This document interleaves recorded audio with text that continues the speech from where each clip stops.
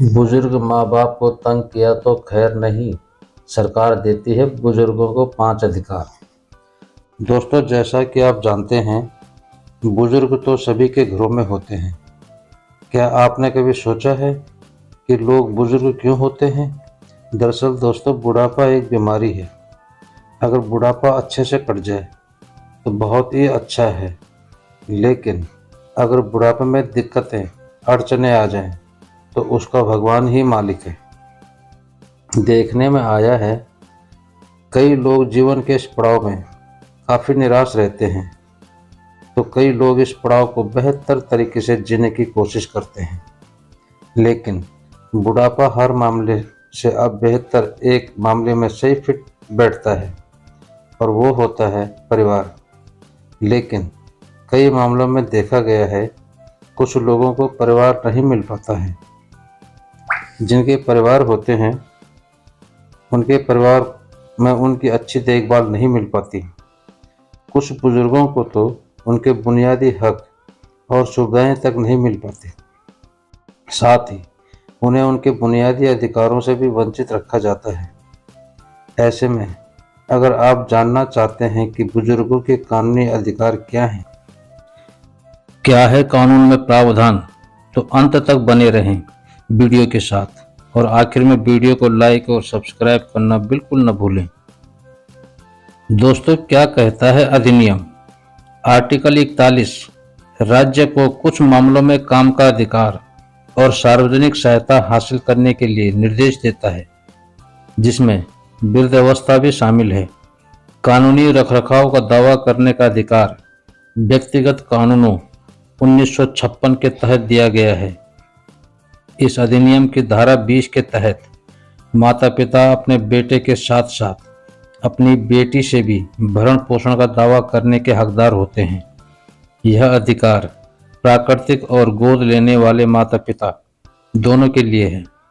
सौतेले माता पिता जिनके अपने बच्चे हैं, वे अपने सौतेले बच्चों से भरण पोषण का दावा नहीं कर सकते।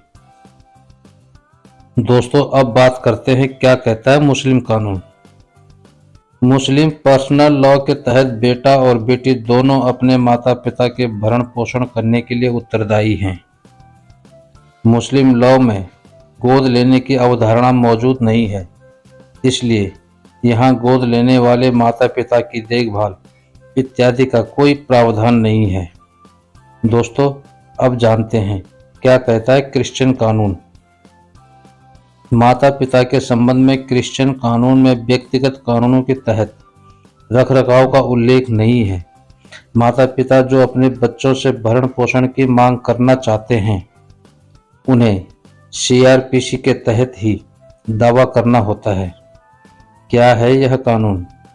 इस अधिनियम का उद्देश्य वरिष्ठ नागरिकों को भरण पोषण देना है, साथ ही वरिष्ठ नागरिकों के जीवन और संपत्ति की रक्षा करना है। इसमें प्रत्येक जिले में वृद्धाश्रम स्थापित करने की भी परिकल्पना की गई है। क्या है प्रावधान? एक निसंतान वरिष्ठ नागरिक किसी भी रिश्तेदार से भरण पोषण का दावा कर सकता है जिसके पास उसकी संपत्ति हो या जो उस संपत्ति को विरासत में प्राप्त करेगा। राज्य सरकार को ट्रिब्यूनल गठित करने का निर्देश दिया गया है जो रखरखाव से संबंधित मामलों की सुनवाई करेगा। अधिकतम रखरखाव भत्ता राज्य सरकार द्वारा तय किया जाता है, जो प्रति माह 10,000 से अधिक नहीं होना चाहिए। ट्रिब्यूनल के आदेश के खिलाफ अगर कोई व्यक्ति भरण पोषण के भुगतान में चूक करता है तो कारावास का भी प्रावधान है।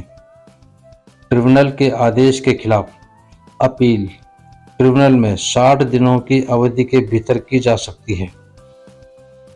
कार्यवाही की लागत में कटौती करने के लिए पक्ष कार्रवाई के लिए कानूनी व्यवसाय को नियुक्त कर सकते हैं।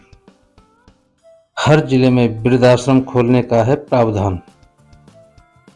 अधिनियम में 150 वरिष्ठ नागरिकों को आश्रय देने की क्षमता वाले प्रत्येक जिले में कम से कम एक वृद्धाश्रम की स्थापना करने का प्रावधान है। वरिष्ठ नागरिक भी ट्रिब्यूनल में आवेदन करके अपनी संपत्ति के हस्तांतरण को वरीयता, वसीयत या उपहार से भी रद्द कर सकता है। अधिनियम में माता पिता या वरिष्ठ नागरिकों के परित्याग के लिए ऐसे व्यक्ति द्वारा दंड का प्रावधान है जो उनकी देखभाल करने के लिए उत्तरदायी है। माता पिता चाहे वे किसी भी समुदाय से हों, सीआरपीसी की धारा 125 के तहत अपने बच्चों से भरण पोषण का दावा कर सकते हैं। तो दोस्तों, यह थी आज की जानकारी। अगर पसंद आई हो तो लाइक और सब्सक्राइब करना न भूलें। कल फिर मिलेंगे एक नए वीडियो के साथ। तब तक अपना ध्यान रखें, खुश रहें। जय हिंद, नमस्कार।